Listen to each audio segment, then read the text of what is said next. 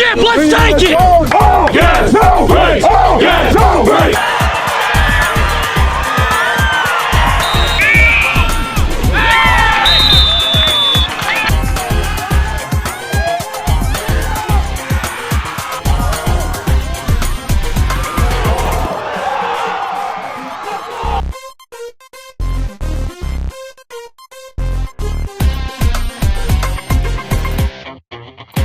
Hello and welcome to the Thresher Football Show. I'm Dan Page alongside head football coach at Bethel College, A.B. Stokes.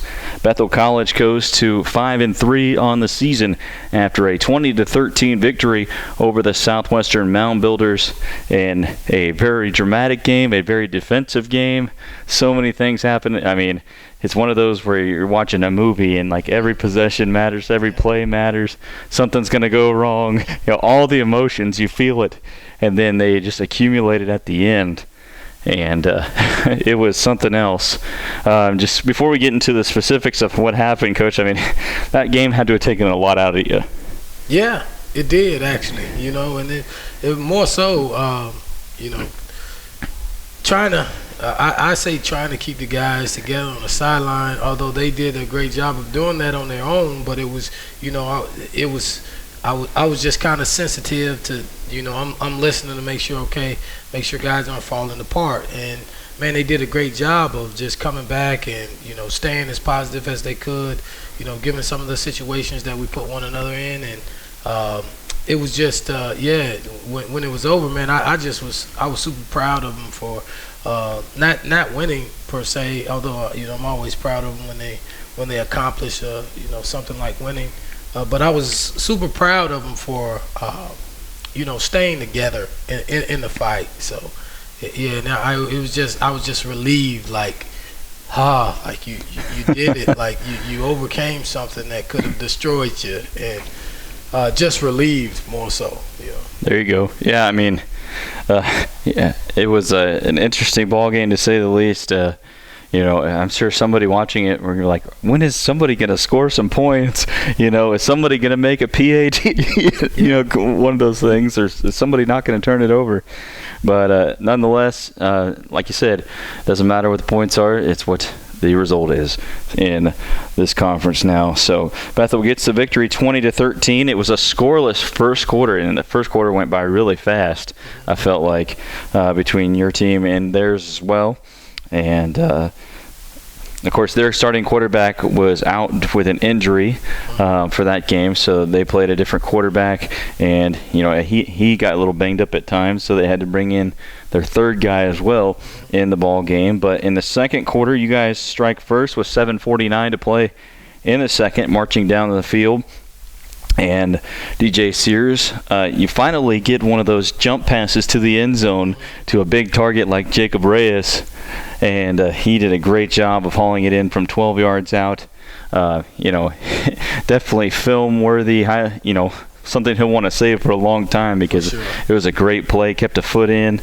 I had to rewatch it a few times, but, man, it was a very great play for him, and you guys get up early. Mm-hmm. Yeah, that's one of the things that we're a team that it seems like we come out, we always seem, like we're ready to go. It's only been, we haven't been down much, almost ever. You know what I mean? So, And I say that, loosely, not like we can't be down, but our guys, I don't know, it's just something that, we really, really want to go out and compete well early and try to set a tone. Like that's kind of a thing that we like to do, and hopefully we can continue to do it and then build on that throughout the course of a game. So the Thresher strike first, and the PAT is blocked, just like the week before the first PAT of the game, Yeah. Third time will not be a charm, I tell you that. Yeah. We're not trying to strike out on that. That's the rule around here. Don't strike out. So. Yeah, that's certainly right. So, and then Southwestern responds just at the end of the first half as Sam Hunter runs it in on a 13-play or 80-yard drive, and they missed the PAT. I think it was due to the snap for them, and it was even at 6 apiece at halftime, and it felt like, the score. If you look at the score, it's a close game and everything, but it just kind of felt like you guys had the upper hand in the first half of that one. Yeah, I mean, I really didn't know. I had a friend of mine tell me that he thought that we were outplaying them at half. I think it was you. Yeah. But no, I really didn't. I really wasn't thinking of it as that part of it. It was like, okay, that part's over, and it's we can literally say it's 0-0. So the message was win the half. Right. Win these next 2 quarters, and you win the game. So that was really what we were focusing on. But it was it was reassuring that kind of when you look at maybe the stats, or it's like, man, you guys are outplaying them. Let's just put some drives together. That was kind of reassuring, and definitely I think that our guys came out, and I definitely could see that second half. So yeah, definitely. About 5 minutes into the third quarter, it was still kind of a mirror of the first half a little bit. Both teams, defenses were big, and then, turnovers went your way for one play as Brendan Sanders jumps a route and takes it 65 yards for the touchdown. And it was a big play at the time. I just remember being there in the south end zone ready for anything, and he did a great job of reading it, steps right in front of the receiver and gets quickly down the field, and the All-American, no surprise, knows how to finish it. I remember hearing you guys calling him Mr. Pick Six for a little bit, just because of how many he's had the last 2 years. It's a lot, more than probably usual for someone in his position. Oh yeah, for sure. No question. So the PAT was good. You guys go up 13-6, and at that point, you really felt like you guys had a chance to pull away somewhat. I know a turnover kind of prevented that on your next offensive drive, but you guys were marching down the field at the time. Some great elements in the passing game, between a few different receivers. If I'm thinking off the top of my head, definitely Jacob Reyes had a few catches. Myron Randall had some good catches, out in the flat as well. DJ Sears finding guys like Mario Quintero and Tucker Smith, being available in those situations, and Jaden Cartwright as well. So utilizing everybody that's on there on the field, making the defense respect them quite a bit. But Southwestern, with 3:29 to play in the third quarter, evened things up with a touchdown run from Zion Kenner in the north end zone, and they tied it up at 13 apiece. And for a very quick drive, because they got it on a short field. Yeah. And they're late in the third quarter. So tied at 13 going to the fourth quarter, and more defensive football on both sides of it. You guys were smashing them in some ways. I know Frank Driscoll played really well in that game, and taking away a lot of different options. Yes, they were able to throw to guys like Holthusen and find some of those not necessarily seam routes, but down the sideline kind of fades at times. Josh Edson. Yeah. Josh Edson, yeah. Going to him a few times in a row certainly was a thing. And but in the fourth quarter, you guys, you arguably get the play of the year, because they were doing so many things to try to contain DJ Sears in the pocket. They want him running around the edge. They try to collapse it as much as they could, but DJ, with the head on that he has on his shoulders, goes back to pass and looks for a way around the left side edge. It's not there. A lot of improv from not just your quarterback, but from your receivers here, as he finds Mario Quintero and on a improv route, really coming in towards the middle. You just kind of lofted it to him, but Rio goes up, and because he had to go up for it, it allowed him to catch it and then quickly split 2 defenders, go down the sideline, break like 3-4 tackles, and then dives into the end zone at the pylon. And I'm telling you, the emotion, if anybody was invested into that game, they felt when that play happened, just emerged like it was through the roof. Yes, yeah. I know my emotions were. I really felt like, regardless of if we scored next or they scored, like I felt like whoever scored next was probably gonna win the game. Sure. That's kind of what it was boiling down to. So once we got it in, I was just like, okay, like yes, like we should probably win this game, like you know. So it was just man, it was an awesome. You know, it was awesome for Mario to you know make that play in the fashion that he did, in the timing that he did. It was just. It was needed for sure. It didn't feel like a 41-yard pass, but it was. And I mean, you know, he used everything that he could do. You know, I don't know how much he had left after that catch, but you guys had gone to him a couple other times in a similar situation, you know, being available, but he did a great job adjusting and finding the open space. And I think anytime that routes break down, that's just part of the passing game, you know, finding ways to get open and things like that. But nonetheless, a 41-yard touchdown pass from DJ Sears to Mario Quintero, then, you know, that gave your defense a lot of energy to go out there and get stops. Yes, they were able to throw to Josh Edson, you know, a few receivers like that down the field. They got just outside the 20 on you guys, and, you know, they were at a point where they had to go for it. And the defense stepped up, got some pressure on the QB. You know, I remember a late hit really kind of hurt you guys there on that drive. Yes. That would have been forced to like a 4th and 9 situation, but nonetheless, you guys get them after, you know, this next set of, you know, downs, 3 or 4 downs later, and pick up the victory. 20-13, Bethel wins it over Southwestern, and a very, very dramatic game. To say the least. I mean, you know, people are not a lot about drama a lot of times with the game of football. I mean, every little thing that goes into it, you know, it is quite the story. And nonetheless, I mean, we just kind of recapped a few things really quickly, but yeah, it was a tremendous moment for your team after the game. You could just see it, you know, investing in everybody, and you know, that's just like the oxygen they breathe anyway.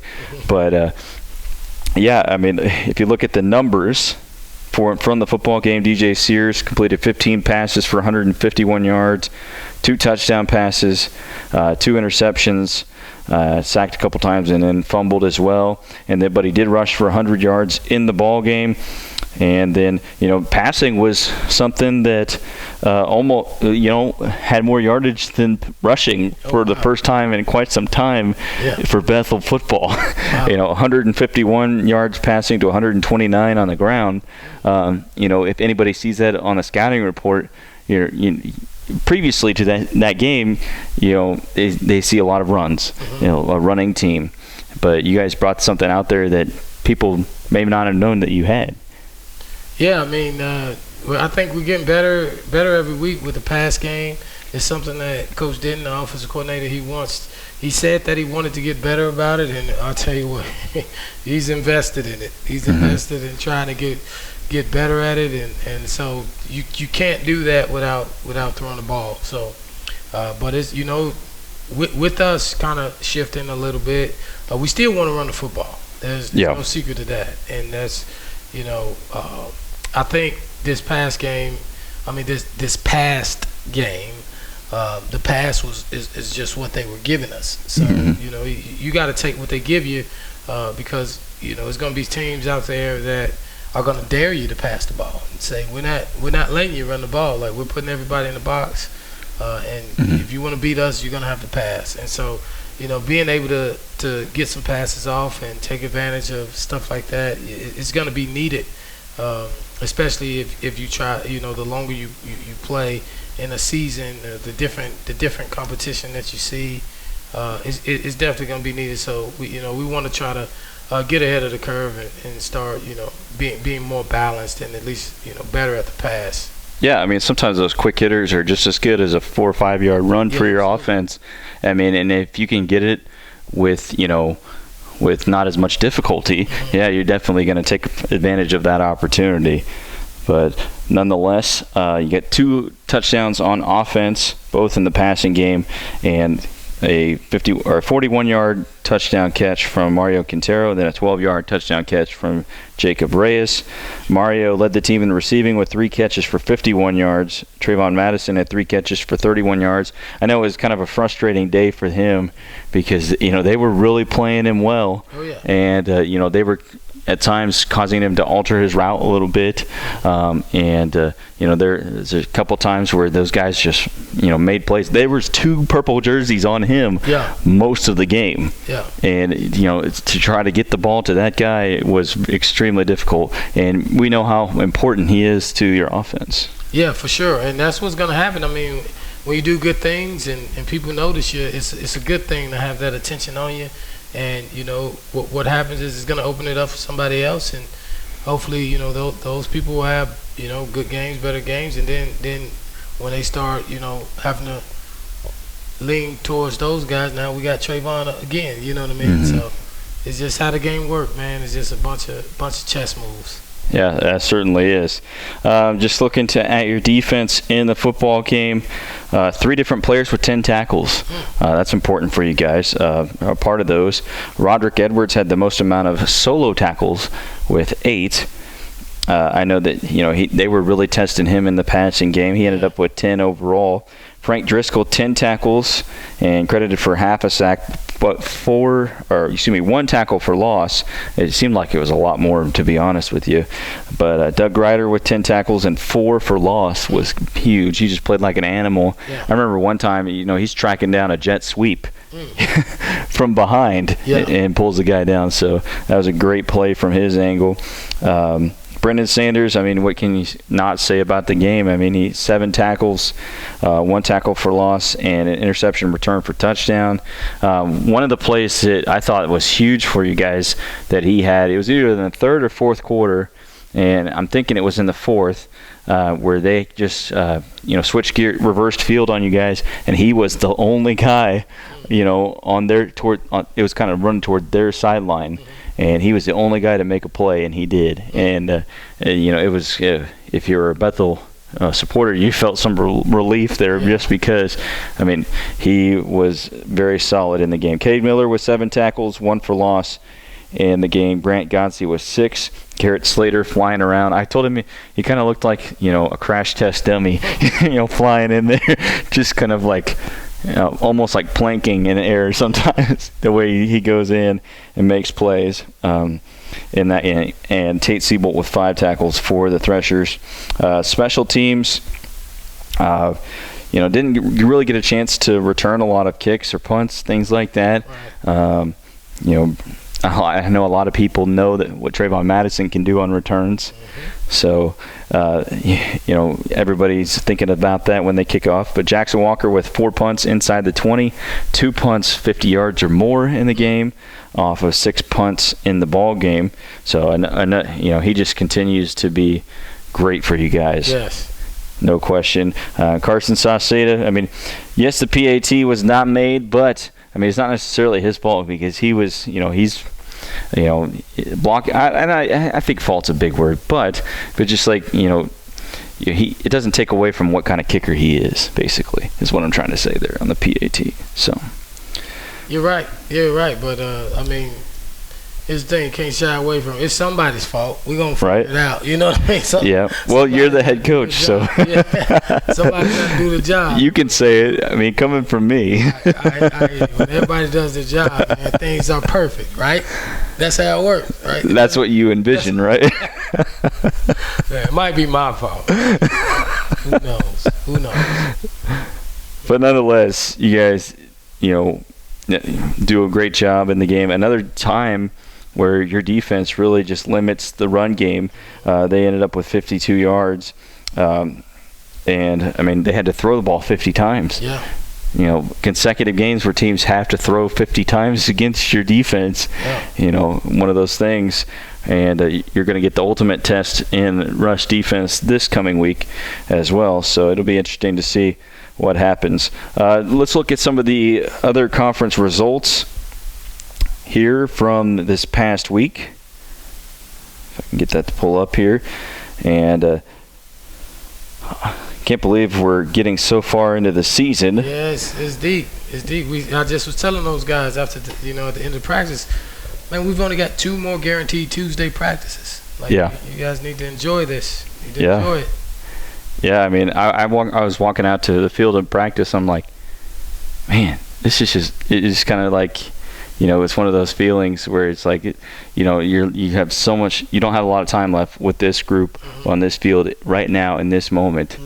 How much do you really want it to continue? Thinking about that. So, other scores in the conference: McPherson blanks Bethany 28-0 in McPherson.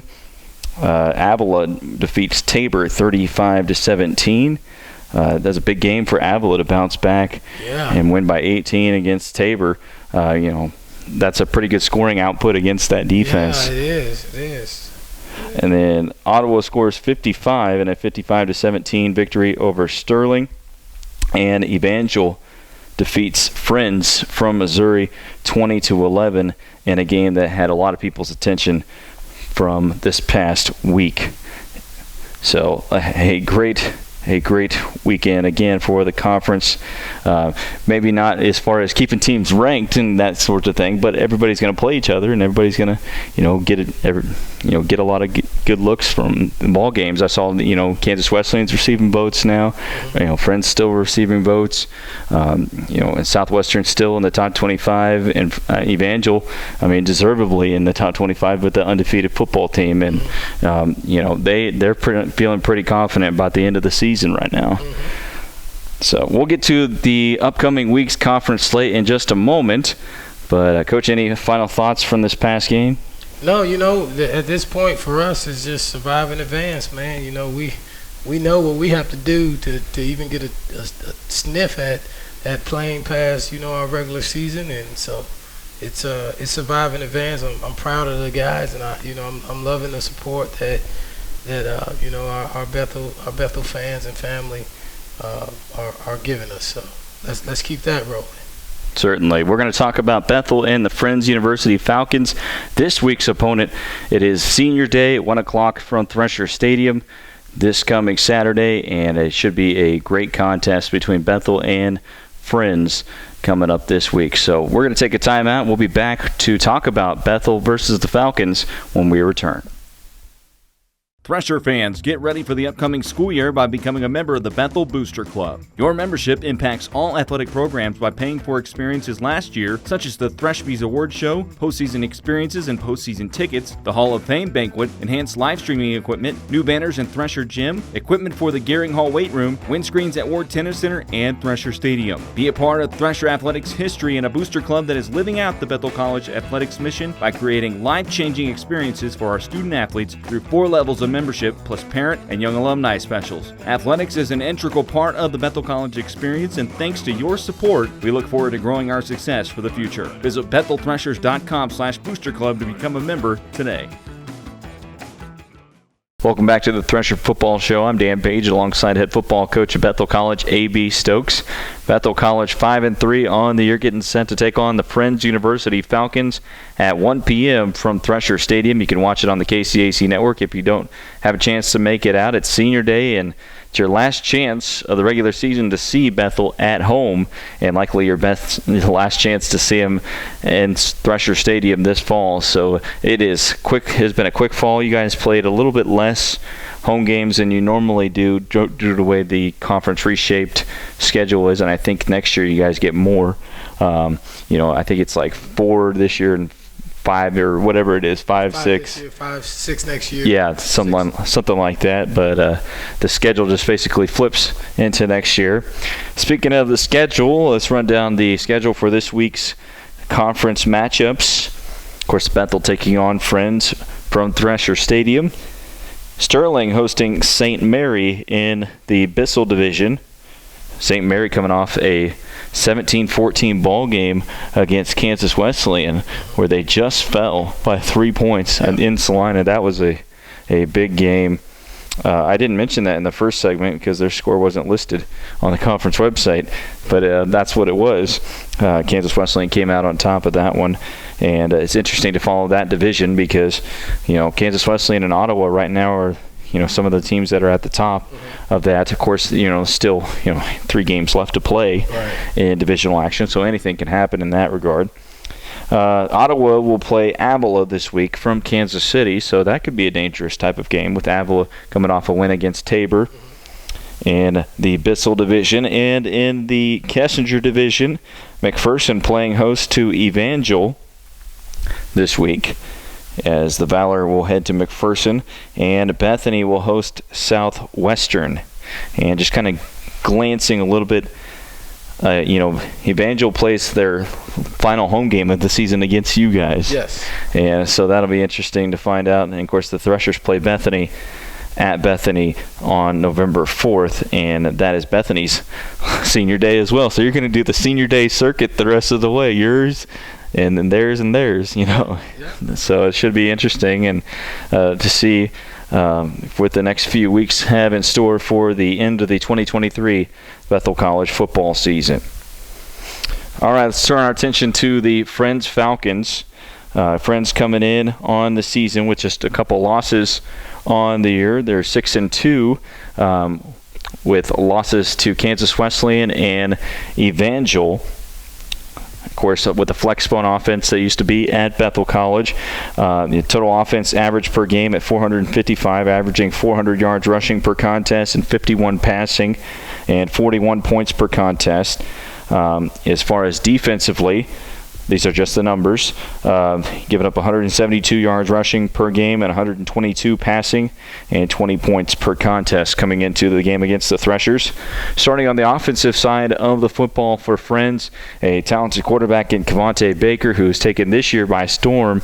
He had played some junior college ball, I believe, at Ellsworth in Iowa for a while, and of course, very familiar with the flexbone offense that Coach Harrison ran at Wichita Heights High School because he ran it for him there at that time. And looking at his numbers on the year, rushing, he's at 942 yards rushing on the season with 17 rushing touchdowns and averaging 117 yards rushing per contest. He's thrown it for 408 yards and 6 touchdowns and 3 interceptions, including a long of 63 yards on 14 of 24 passing on the season. I interestingly, during the break, Coach, I saw a stat. 2 of the top 5 rushers at quarterback in the NAIA level play each other in your football game this week. Yeah. It's crazy because Cavante has rushed for 942 and DJ has rushed for 982 on the season. So I mean, we're gonna see some. It's the star-studded matchup you see whenever you turn on your television to ESPN or Fox Sports 1, kind of a thing. It's like the Bethel College Threshers against the Friends Falcons, kind of a thing, coming in. It's going to be a big matchup, of course. And I don't have to tell anybody that. Just senior day, and it's a home game for Bethel College football, and it's been some great crowds within the last few years. Running through a few other Friends University statistics. Elias Pino, 539 yards rushing on 7 touchdowns. Jet Cheatham with 5 rushing touchdowns on 400 yards. And, of course, we both know they spread the wealth with Lakin Cloudis and Zach Dressler, Caden Rigsby as well, and Carrion Hadnot as well. So, so many guys that can run it in for them. They have 37 rushing touchdowns on the season and have only given up 7. According to the NAIA stats. So interesting fact about that. They've given up 7 rushing touchdowns and 13 through the air to teams in that regard. Receiving-wise, Jet Cheatham with 1 touchdown catch, as well as Caden Lee and Claude Slaughter III, and then 2 touchdown catches from Kevin Green for 108 yards receiving on the season. On the defensive side of the football, before we get to just talking about this team a little bit more in depth, Nolan Ewing leads them in tackles with 54 and 2 interceptions on the season. Jacoby Smith, 47 tackles. And Andrew Arnold with 6 tackles for loss on 33 tackles on the season. And Shamarius Davis with 31 tackles for the Falcons. We have multiple guys in the interception column as well on the season, including Marco Torres with 2.5 sacks on you're leading that category. But between Trey Palmer and Nolan Ewing, they both have 2 interceptions on the season. So for them in that defense. So, Coach, I mean, you know what they can do. Obviously, with the flex phone, it was really familiar here. The defense that they run was ran here as well. There's so many things that some of your guys know a lot about going into this matchup. But how do you guys as a team approach this? I mean, you do it just like any other game. You just want to approach it and give yourself the best opportunity to win. You know what I mean? So we take our time. We try to scout them as best we can, give the best looks we can, and hopefully get our guys ready. Because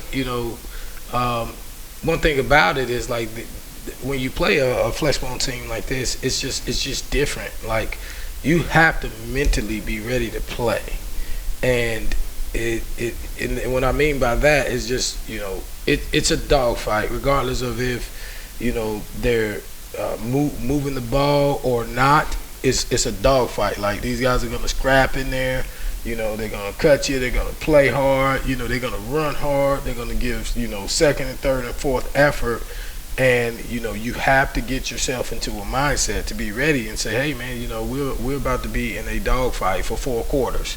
And so I think if you can come with that mentality, then it kind of you kind of can slow the game down and just let it play itself out. You know what I mean? Mm-hmm. But I mean it's exciting. Like we're in a good position in the division, and we want to try to keep that going because really that's our only hope is to just try to take care of the division if we can, and that starts with friends. But understanding that man, they're a quality opponent. No different than we give them the same respect, that you gave McPherson, that you give Southwestern, you give it to friends and so forth and so on. Because if you don't, man, if you try to overlook it or you think you know something about it that you don't, and you're not ready, to make adjustments, or you're not ready, or you don't try to prepare for everything, you think you just know it. Man, you can find yourself in a, they can turn games to track meets real fast too. You know what I mean? Yeah. We've all witnessed it. Oh yeah. You know what I mean? 83 points a couple of years ago, like 78. Yeah, they can turn games into track meets really, really fast. So this week, it's about mentally being prepared and understanding the assignment, understanding, what it is that they're coming in here to do, and fighting like heck to try to stop them. Mm-hmm. Yeah, I mean that's a great way to put it. It's there's so many things that we're familiar with, your players are familiar with, things like that, and tied to this football game as well. And I still say you guys had the best scout team against the flex phone and things like that against their defense at the same time. We got some special scout team footage coming after this week. It's been fun. It's spoiler alert. Yours truly have been playing some quarterback. You know what I mean? Okay. I gotta say, I tell Cavante Baker, I'm gonna tell him, you know what I mean, at the game, like, hey man, you should have seen me do this. I mean, it's all respect, though. I'm just kidding. No, but yeah, I've been playing some scout team quarterback, trying to get them ready, and they don't take it easy on me. So. Yeah, between you and DJ, that's that's some good scout team quarterback potential. Oh, yeah, for sure. But, we want them getting some good looks, and DJ, I don't want them hitting on DJ like that. I'll take them hits. There you go. Yeah, I mean, he takes a lot of hits in himself. Every time that he just scrambles up there, I'm like, oh my goodness, it's DJ versus 6 defenders, and you just hope he has all of his limbs when he gets up. It's kind of one of those things. It's just, you don't want your quarterback to get out of the game, and so it's going to be definitely a challenge against them coming up this week. And Bethel and Friends from 1 o'clock at Thresher Stadium. You can watch it on the KCAC network. It is Senior Day for Bethel College, and we'll talk about some of those seniors for the Threshers here towards the end of this segment. So talking about Friends and Bethel in this one, of course, Coach, I mean, so many things, you were on a coaching staff with their coaches. Your players, played for those coaches. There are players there that played here, things like that. All-Americans, and respect to Trey and to Keegan as well. I mean, those guys, if they want to explore things academically, that's all up for them. I mean, yeah. So I mean, that's kind of that. But yeah, I mean, it's definitely, people can see whatever they want to see from this matchup on the outside looking in. They can read into whatever they want. But the fact is, you guys just have to focus about the game itself. Yeah, and man, all that stuff, like, coaches going places, players going places, it's part of the game now. You know what I mean? Well, it's been part of the game. It's a big part of college football on every level now. And it's one of those things where for me and for us, man, it's exciting.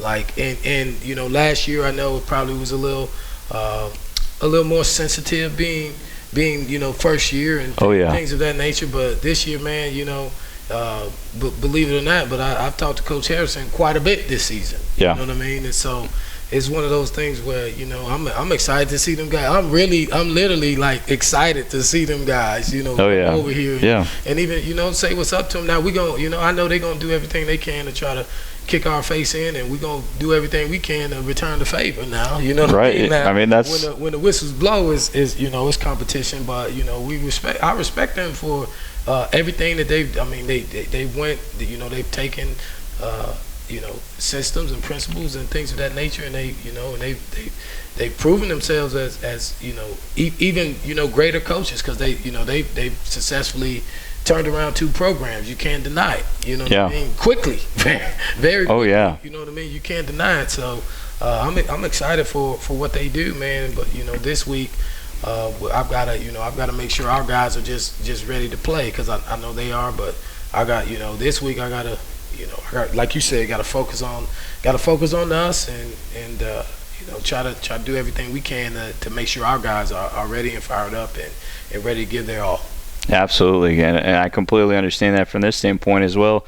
I mean, Coach Harrison and I started the show. In fact, in 2020, I believe it was, during the COVID year, and the reason why we used to have 2 camera angles back in the day, people used to look over here, coming and see him, but because he had his face mask on, it would hide the reading the lips.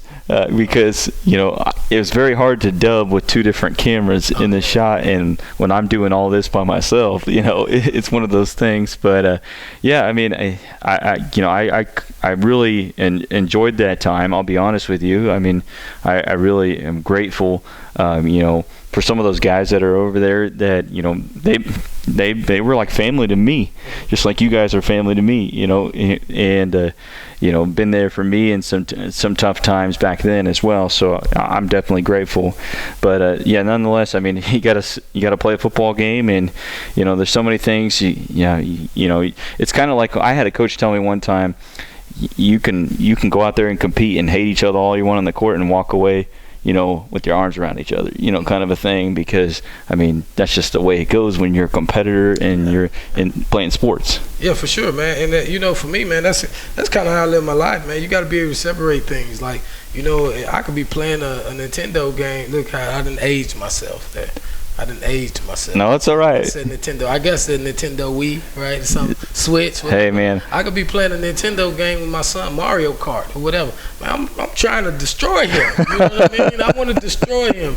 I rarely do, if ever. I don't think I've ever beat my son Orion in Mario Kart, but I would definitely try. And but at the end of the day, man, I love him. That's my son. You know what I mean? But like you said, it's when we've got jobs to do, and our job is to compete in this great game of football, and so that's what's coming. Yeah, definitely. So it should be an exciting game. Trying to talk about everything that's combined into this matchup between Bethel and Friends.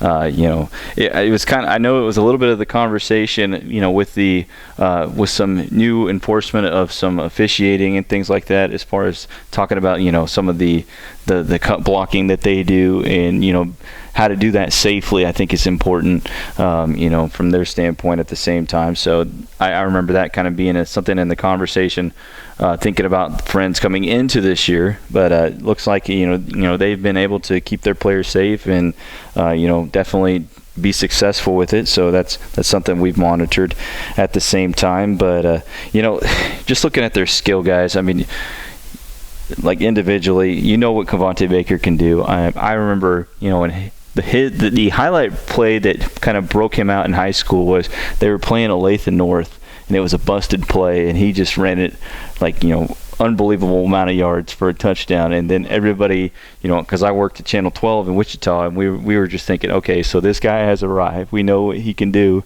And I used to watch him, even on 7-on-7 kind of things. So I really evaluated him, and I valued him higher than some quarterbacks at the high school level that maybe were pocket passing guys. Just stick strictly with that because of his output. Yeah. I mean, it's not necessarily all about mechanics sometimes. I mean, it's about can you make the best out of the situation? And he does a lot of times. Plain and simple. Yeah. I mean, he's like you said. He's leading a team that was just in the top 25 in the country. There's no doubt there. Yeah, certainly has a lot of respect as well coming into this matchup. And I actually, just a side story, I remember getting a phone call from a parent angry that I valued, because we would do player rankings at the high school level, like quarterback, and I put him higher than a kid at a private school. And so I got a phone call about it, but I stuck by it. I mean, he has the ability to change games, and definitely you have to address that when you're talking about their offense at the same time. So it's Bethel and Friends this week. On defense for the Falcons, they definitely have some guys that fly around, and they've really adapted to that defense. It's when you play for a coach like Coach Kim, I mean, it's so easy, to get fired up, and he has all his things that he does to motivate his team, and he's a great guy off the field as well. But they have some guys that can make some plays. How much he pay you to say that? Oh, I know. Now I know Coach Kim. No, I'm just kidding. It was funny you say that, because, and I'm going to say this now because it's something. But there was a week a few years ago that we were doing this show, and Coach Harrison wasn't able to do it. So I asked Coach Kemp if he would do it, and what do you think the answer was? Oh, he ain't doing that. I'm just saying, but he would be great. Like, I love some of the things that we would talk about that were maybe not for broadcast per se. In our van rides to different places, things like that. So, but nonetheless, I mean, he's going to have his guys ready to go. Friends has always been pretty good at special teams as well. So they usually have a pretty decent kicker, punter at the same time. So definitely going to be a tough task for the Threshers this week. Kind of focusing a little bit inward coming into the game, Coach. Just looking at reevaluating and kind of as far as the turnover category goes for your team. A lot of people see what happened in the Southwestern game, and it's like fumbles, interceptions, things like that. I mean, obviously you have to address that inward, whether it's just tuck the ball away kind of thing, but what do you say to do to better yourself from that? Well, I'm a weird guy, and this has always kind of been my philosophy, man. But not too much. Like, these guys are, young and grown men, and they don't wanna turn the ball over. They don't want to fumble. They've played this game. A lot of them have played this game, for as long as we've been working. Yeah. Like, they played this game a very long time, man. And I just feel like sometimes when you try to when you make it a thing, it becomes a thing. You know what I mean? And I think sometimes when you start to address these things, and now it's in the back of their mind. Now they're thinking about that more than they're thinking about their assignment. Now you got a blown assignment. And you somehow, turn the ball over, whatever the case may be. So, I have our guys just focus on making plays, do it because, I'm sure, hey, Friends is in the same boat. They had 7 fumbles, 5 lost last week. You know what I mean? Which, that's the difference probably in the ball game. You know what I mean? And so and we were in a similar boat with 4 turnovers lost. You know what I mean? Or 4 turnovers. Mm-hmm.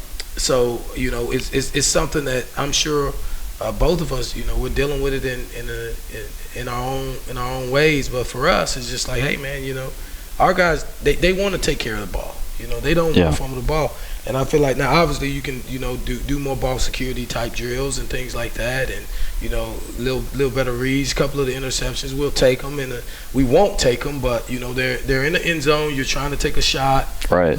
Guys get them. If it's something like that, it's the guy make a play. It's hey, that's really the receive. Hey, make a play or don't let them make a play. You know what I mean? Right. We'll take a penalty before we take a turnover, kind of deal. Yeah. Kind of how DBs will take a penalty before they give up a touchdown. Like if a man's running wide open, sometimes DBs are taught to just grab the guy because you'll take 15 instead of a touchdown. You know right. what I mean? So it's kind of one of those things. But again, man, it's just about challenging them to make plays, man, and not focusing too much on it. Now, like I said, you can do some things. We do have ball security drills, wet ball drills, all these things that we do this week. And but as far as harping on it and saying it and addressing it, nah, man. We've addressed it. We tell, hey man, take care of the football. It's as simple as that. These are young men, grown men who want to do a great job, and I don't want to do anything. I don't want to add any kind of unnecessary negative thoughts to Yeah. Well, it's something I definitely feel like is important to definitely consider, just because when you play a team that runs a flex bone and they time of possession, you know all about it. They're going to eat up the clock, take away opportunities. You have to make the best of every single time you're out there. For sure. Because it's limited in some cases. Mm-hmm. So we both know that. I'm just talking about it for for the sake of our conversation. Right. And for that though, I look at it like, man, just play the game. Like, you know what I mean? Because if something happened, you turn the ball over or something like that. Okay, now it's the defense's job to get a stop. You know what I mean? If they drive, whatever. If they score, okay, now you're down. Okay, go score. You know what I mean? Like, just play the game. Like, you don't start focusing on, because I say don't start focusing on time of possession during the middle of a game, because now it becomes a thing, and it's like, oh, we gotta get the ball back. We gotta get the ball back. And it's like, just play the game.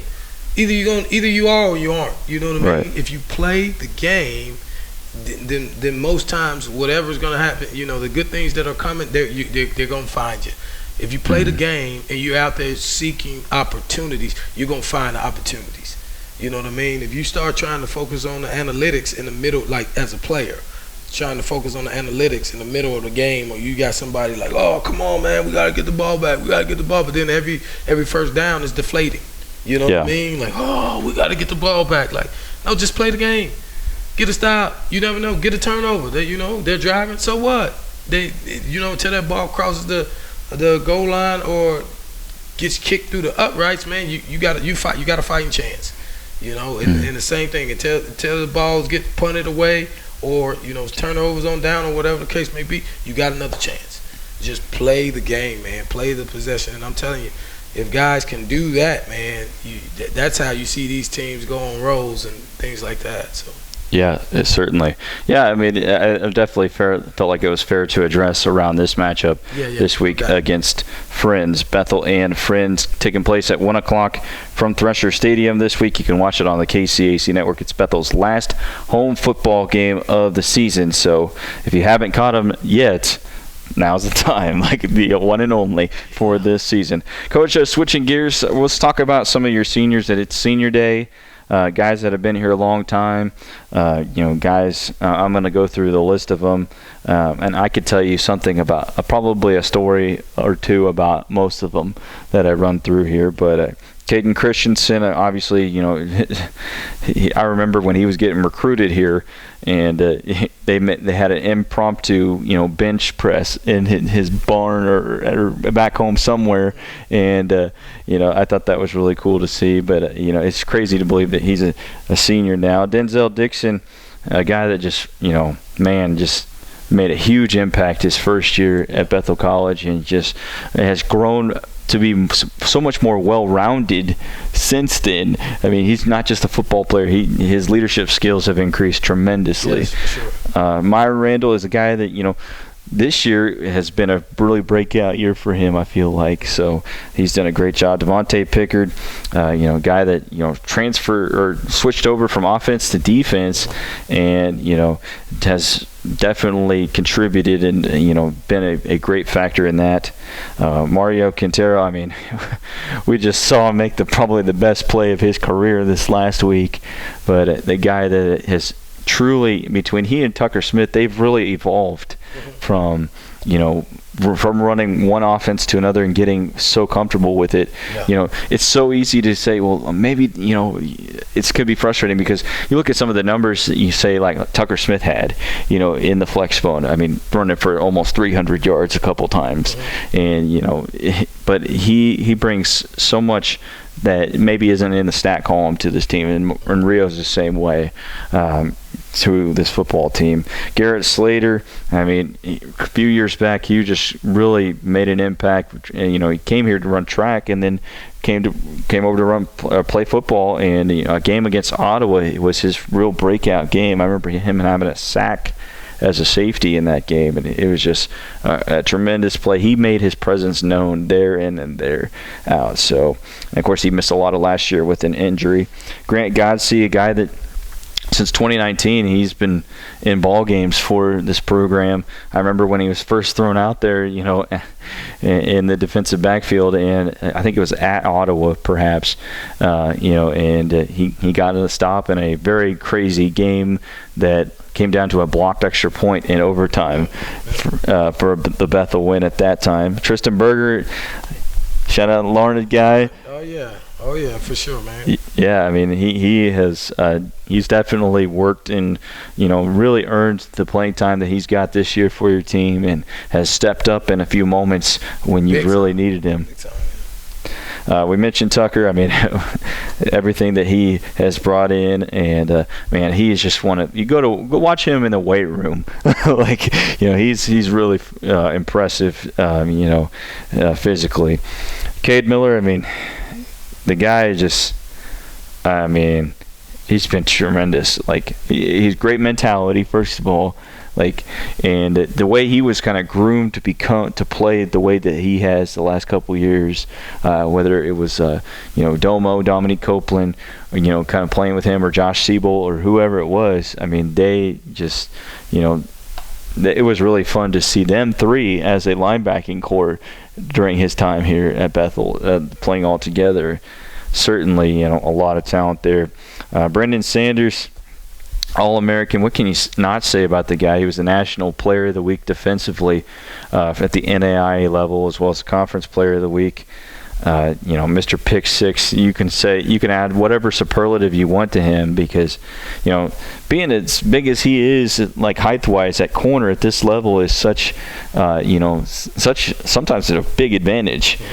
And, I remember it was at the beginning of maybe 2020 or 2021, against McPherson. He had an interception in the end zone, and from there in and there out, he made it known that he was going to be a factor in this team and be a huge part of the defense at Bethel College. Byron Blassingame, a guy that transferred in a couple years ago. I mean, finally healthy this year. And did Byron transfer in?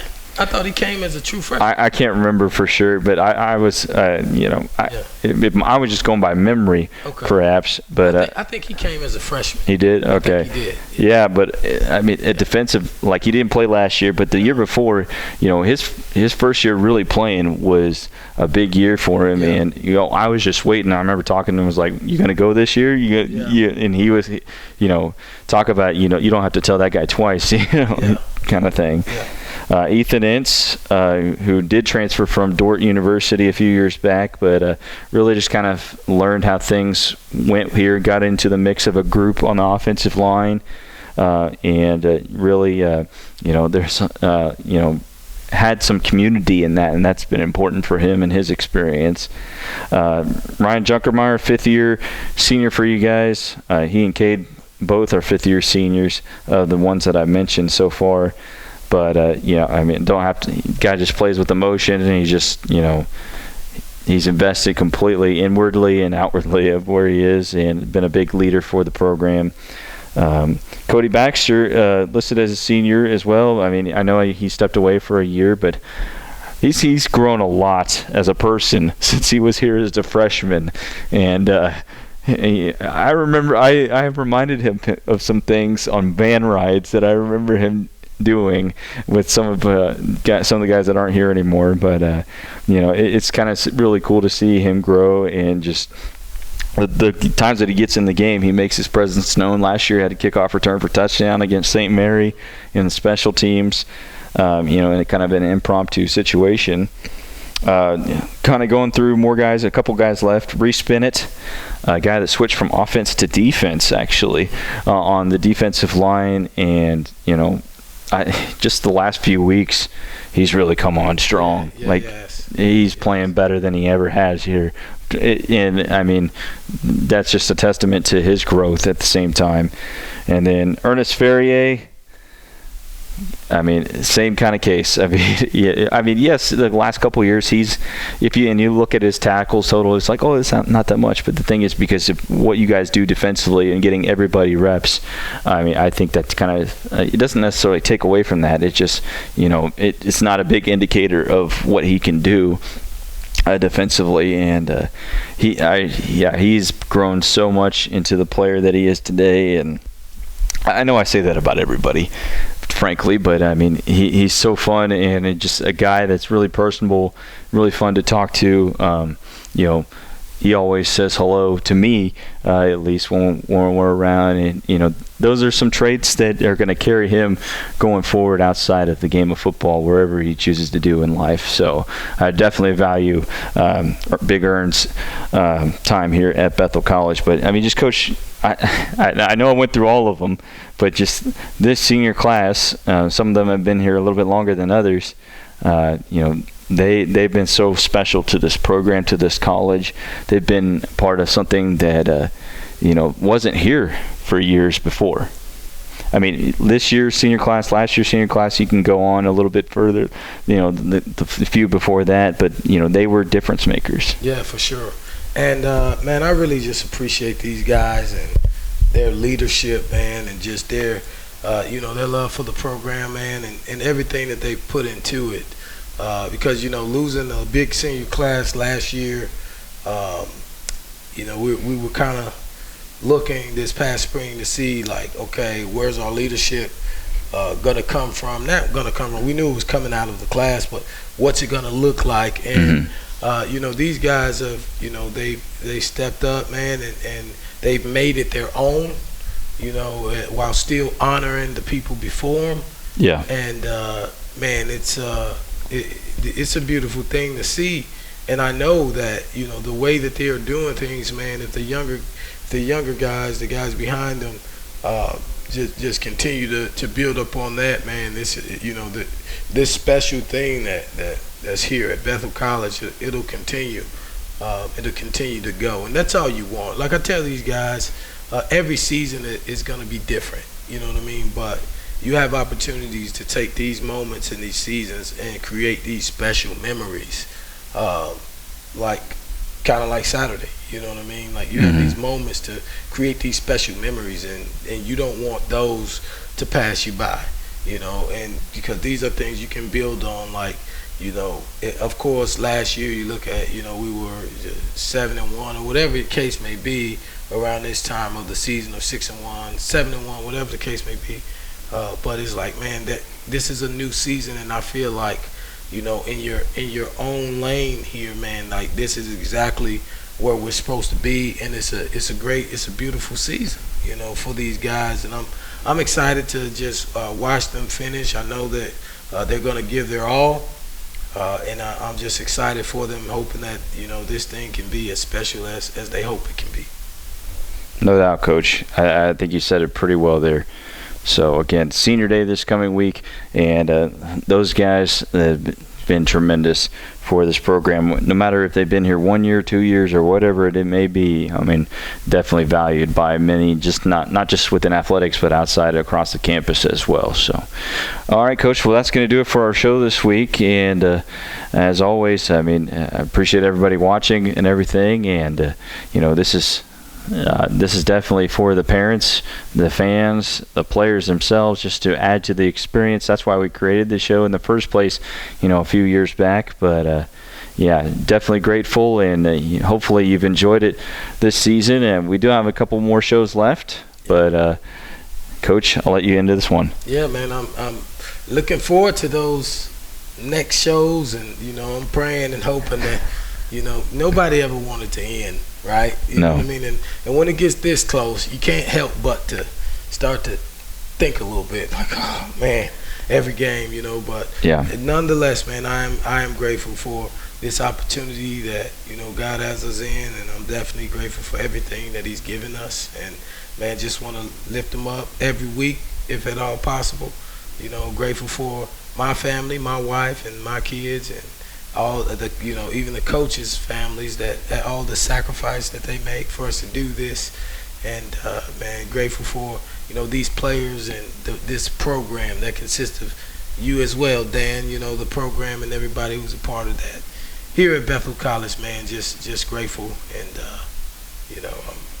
I'm ready to get to it. So. Absolutely, Coach. We'll let you have some time to heal up. And I know you got maybe going to be taking some more shots at scout team quarterback this week, but nonetheless, it's definitely been exciting and definitely a story to tell, not just from your standpoint, but for many of your players at the same time about their college football coach. So, again, I want to say thank you to everybody that helps make this broadcast possible, and to Bethel College Athletics for allowing me to do what I do here. So for Coach A.B. Stokes, I'm Dan Page for final time in this one, saying roll on.